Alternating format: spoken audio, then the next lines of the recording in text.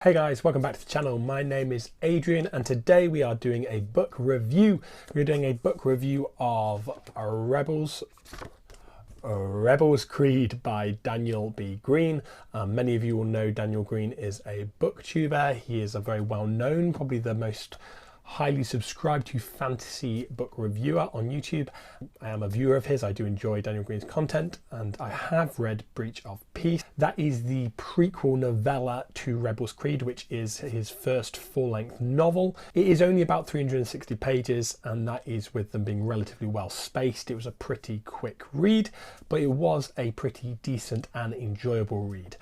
Let me give you a quick synopsis and then we'll jump into what I liked and what I didn't like so much about Rebels Creed. So Rebels Creed does pick up almost immediately after the events of Breach of Peace, although part one also actually has a lot of time spent before the events of Breach of Peace. So in part one, we do follow Chapman for quite a long period of time. He is a character that we have seen in Breach of Peace as well. And then in part two, we do mainly follow Holden, who is an officer that was working under Chapman and Clyd and Samuel in the first book. I don't want to give you any spoilers for Breach of Peace in here if you've not read it, but we are very much dealing with the fallout and the events of Breach of Peace. We are very much following Holden as he is trying to work through what happened and the ramifications of what has happened in the first book, and it is done relatively well. The world this is set in is very imperial. We are in a empire that is led by the Almighty, who is sort of the god of this world,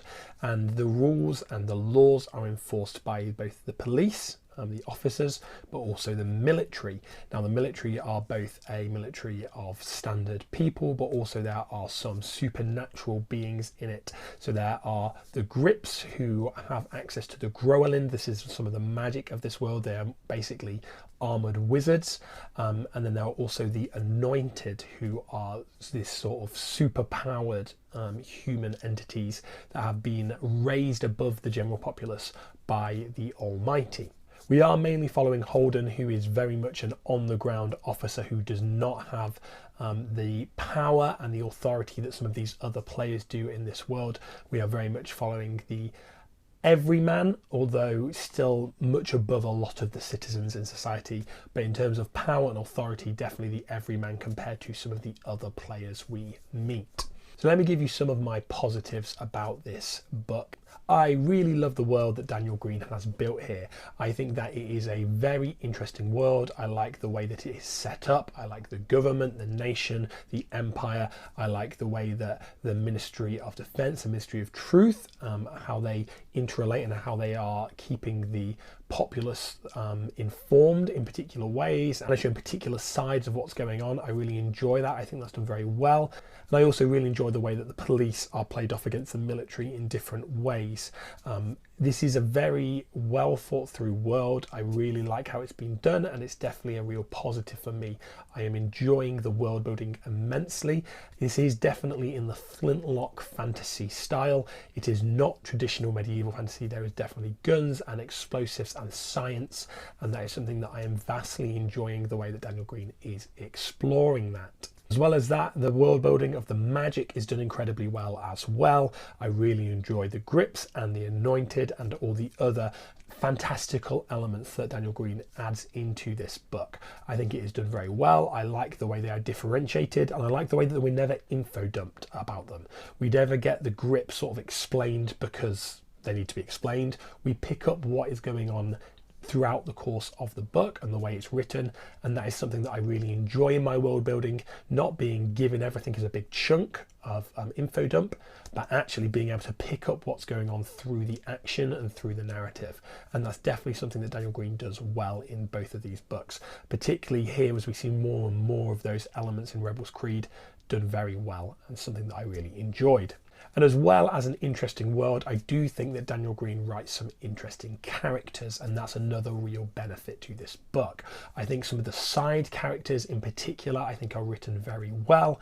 I believe that Chapman is written incredibly well, and that first part of this book really drew me in. This was one of the reasons I really got into this book, was I think Chapman was written very well. We get him as a bigger perspective than we did in the first book, and I really enjoy the way that Chapman is done in that way.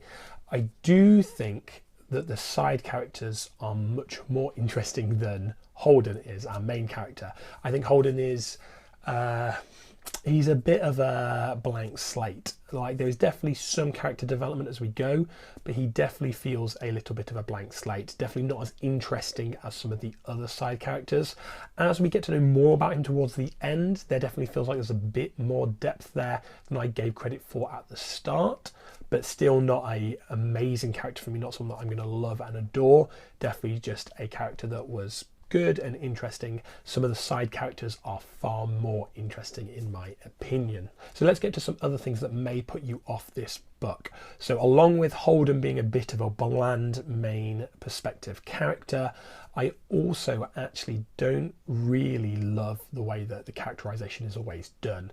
So there are particular moments where the internal monologue we get from a character really doesn't seem to match up with the situation they are in. So for example, there was one moment when Holden is in a really tense, difficult, dangerous scenario, and his internal monologue, we get him being thankful that for someone who annoyingly made him do more cardio. And it just didn't really work for me. Like, for me, that was a very serious and intense situation, and I can't actually believe that that's what Holden would be thinking. He'd be thinking, I don't want to die, there's so much going on, how do I stay safe, how do I achieve my objectives? Not making an internal snide comment about a friend of his and how they bullied him into doing more cardio. It just didn't quite fit for me, and I think that happened a few times in this book, where we definitely had a little bit of a disconnect between what was going on and then the internal monologue of our perspective character. Along with that, there was definitely the odd occasion where we could tell that something had been missed in the editing, so we were missing a word, or the words in a sentence were not quite aligned the way they should have been, and it took me a couple of times to read through to work out exactly what was being said. Now, that wasn't necessarily clunky prose, it was just that something had been missed in editing that needed sorting out. That was all. There were also times where there was a little bit clunky prose, but nothing too bad. And for a relatively new author, I actually think that Daniel Greene's prose is pretty decent. It's definitely not outstanding. It's not going to blow your socks off, but it is pretty decent prose in my opinion. And I'm hoping that that will only continue to get better and improve as Daniel Greene has more and more experience writing these books. All in all, this was definitely a book that I enjoyed. It was definitely an interesting and good read. If you read Breach of Peace and you enjoyed it, this will be delivering more of the same, and it will be enjoyable for you, I believe. There are definitely weaknesses though. So some of that character work, some of those internal monologues, and a little bit of clunky writing, whether that be through prose or editing, does come through. I am definitely invested in this series though. I am definitely excited to see where it goes. I enjoy where we've got to at the end of sCreed. I enjoy what it is setting up in future books, and in terms of plot, I am definitely here for it. I think it's done a very good job at investing me in the world and investing me in what's going to happen and the plot as it is developing, and that is something that I think is a real big plus for a new author.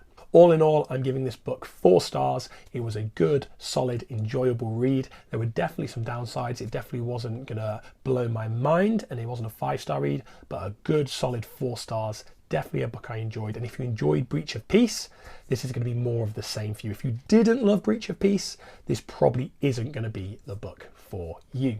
I hope that's been interesting. I hope that that's given you an insight as to whether this is a book you will enjoy or not. And hopefully I'll see you guys again soon.